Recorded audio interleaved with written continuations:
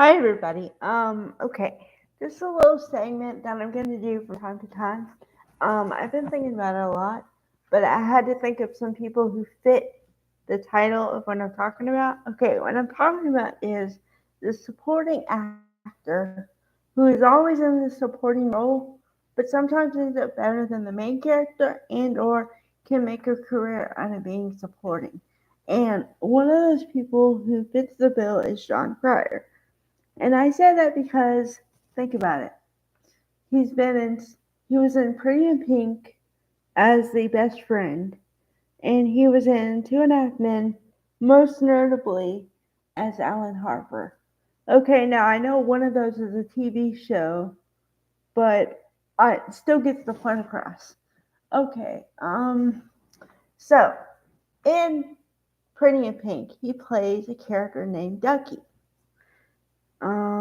I don't know why he's called Ducky. I still have yet to figure that out. But I got reminded of it last night because I was watching Jeopardy and he was one of the clues in one of the rounds. So I said, "Oh, yeah, I could talk about that." Okay. So, he's in love with his best friend, but he has yet to say anything. So his the girl's father says, you should just say something. So he's like, okay, okay. No, she's gonna laugh at me. So then he finally gets the courage and says, I love you. And yeah, she laughs in his face. But at least he said it. Okay? Plus, you have to remember that in that movie, she was supposed to be with the other guy. I mean, it was like a known fact she was going to be with the other guy. So, but he parlayed that into several movie roles, and then Two and a Half Men was his big break after a while, and he was on there for 12 years. Now, uh, okay, what's funny is I watched the daytime or the Emmys this last go round, and I remember because I talked about it, and they had the interesting thing about last year was that they had people who had won previously awards. So two of the presenters were Holland Taylor and Jon Cryer from Two and a Half Men. Um, and they were picked because they both won, obviously.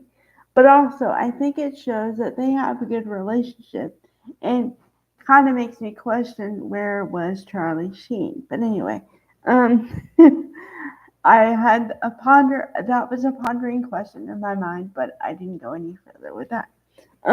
Okay, so in Two and a Half Men, he plays Alan Harper. Alan Harper, um, huh, how to describe Alan Harper? He's a very careful, penny pinching, very frugal man. When I say very frugal, he had the same car for the 12 years, and he never changed the oil, never did the maintenance, and everything was to save some money. Whereas Charlie Harper, was more free spirited and whatever, and that seemed to work well for him um, in in life. I mean, yeah, it had its downside and everything, but like, okay, for Jon Cryer, his character has a girlfriend, Lindsay. Lindsay was the best girlfriend he had. Because let's go through his relationship history on the show. Just a bit. Okay? His ex wife, who he was married to for a long time, Judith, ran the show in their house.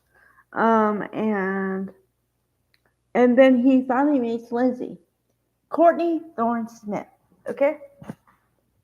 For all you people who weren't born in the 90s or lived in the 90s or whatever, Courtney Thorne Smith is best known as Allison Parker of Melrose Place.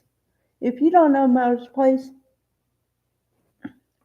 Place was the answer to the spinoff to Beverly Hills 90210. Melrose Place is apartment complex run by Amanda Woodward, the wonderful Heather Locklear, and then the first season was really good, and then by the third season, it all went to haywire. Okay, um, but okay.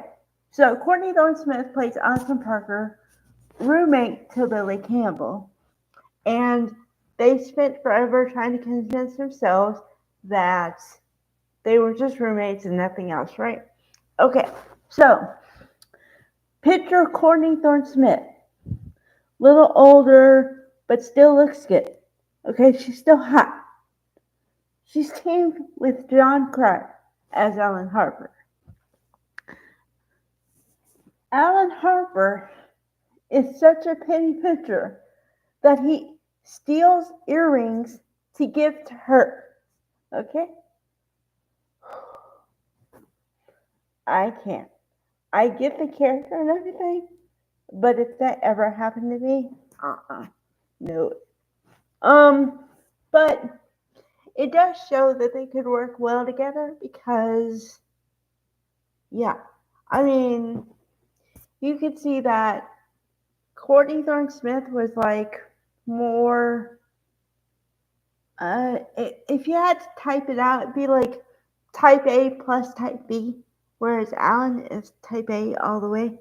Um, so yeah, but yeah, okay, so and he ends up getting engaged to her, kind of, but it still doesn't work out because he's scared to like move on.